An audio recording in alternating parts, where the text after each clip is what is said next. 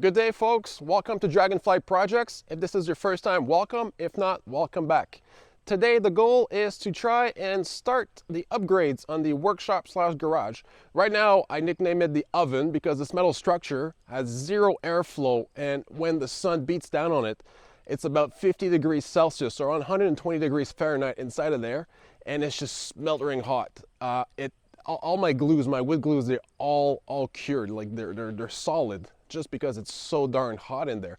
I added some fans to the ceiling, but the problem is you're just pushing around 50-degree air, so it feels like there's a hot hair blower or hair dryer, like pushing air in your face, which is very uncomfortable. So the goal is we're going to remove the back wall. It's similar to the front wall. It's built the same, except there's zero openings, and replace it with a conventional wall. The goal being to add a window to add some light and some cross breeze, and an exhaust fan at the top to get rid of some of the smoke from the wood stove. And at the same time, we're going to relocate the wood stove to a better location. The goal eventually is to fully insulate this garage, because once the big workshop of my dreams gets built around Shed Alley, this will become a home gym. So I want this to be insulated, but right now it's all the ratio of cost of materials, time, and everything. But the good news is we're going to keep this, so whatever effort we put in there will be used as long as we live here. So that's the upside. So for this video, the back wall, we're gonna try to figure it out, make sure it's okay, because the same steps will be applied to the front wall eventually, so that the next step can be to spray foam the bottom part of the garage, because two things we need to fix in here. We need to add some ventilation so it's not 50 degrees all the time, and we need to waterproof it and seal it from bugs and animals.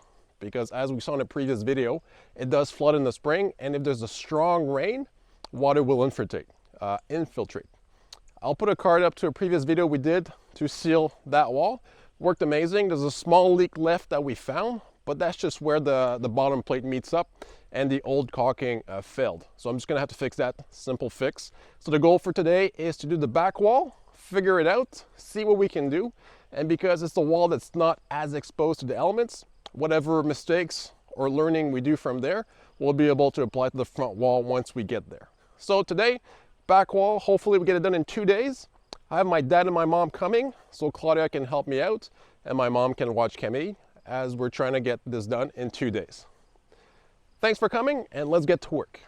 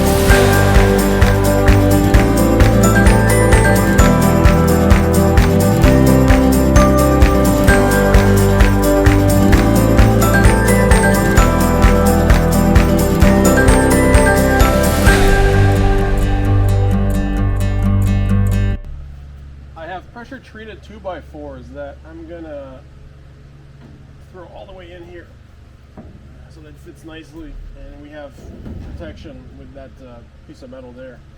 So I just have to cut a notch, and I'm going to keep a slight overhang. The reason I cut these off is most of them are so crooked and so close to the edge that I would have to notch the 2x4 instead of drilling a hole through it. So I have some Tapcons to drill into the cement to secure them, and I'm going to try to secure as much as I can all around, because the old wall was barely secured. It was only the bottom part and the pieces held together that made the wall. So hopefully this 2x4 wall is going to be more solid, and also a lot easier to add a window to it and an exhaust and future storage, insulation and whatnot.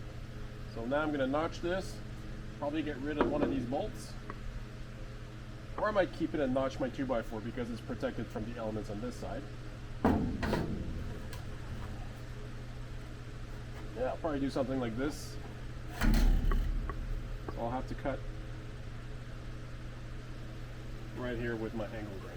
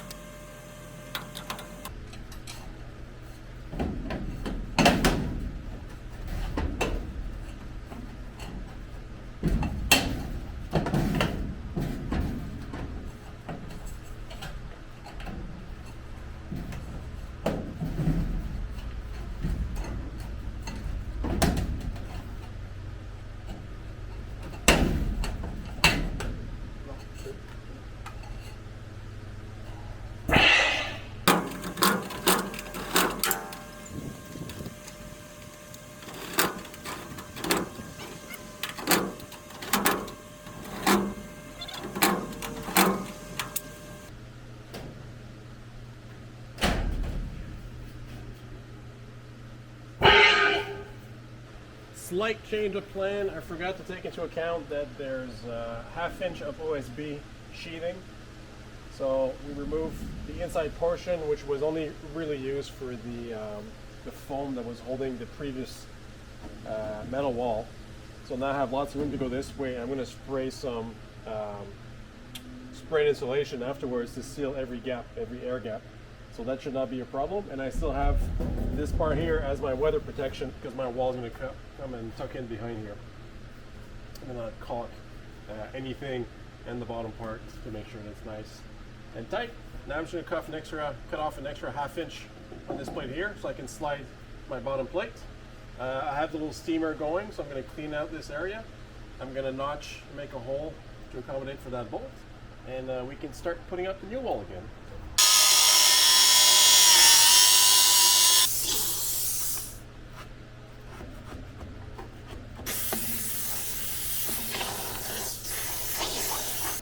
If you're wondering, they're all ladybugs. 90% of this is just dead ladybugs. Because there is a ladybug season here. They're everywhere inside the house. If there's an opening, they'll find it, and they'll go and die in that opening.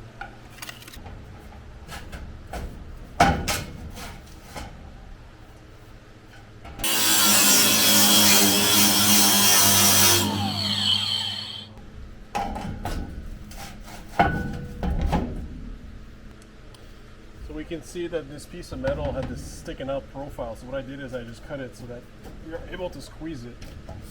And then what I'll do is I'll just use this vice grip, keep this in place, and I'm gonna come drill a hole here and put a bolt, one of the extras I have. So now it's gonna be way more in line and way more flush, and there won't be a huge gap like there used to be.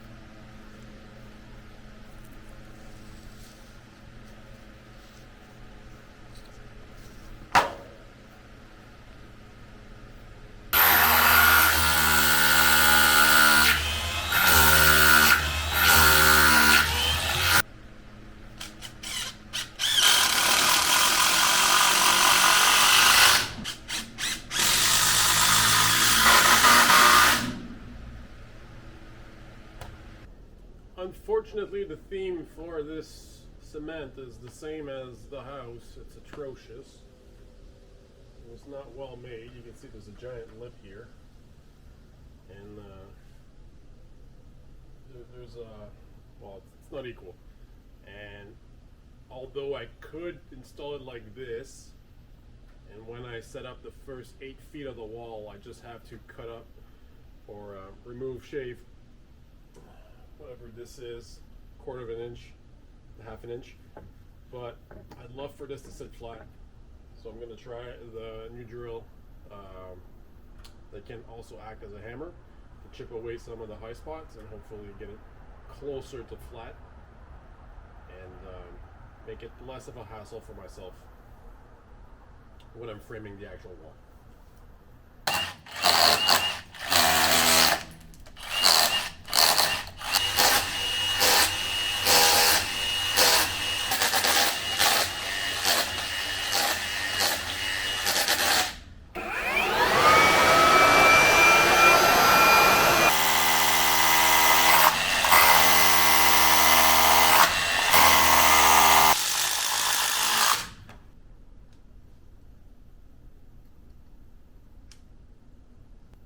Like my wife tells me, it's not pretty, but it'll work.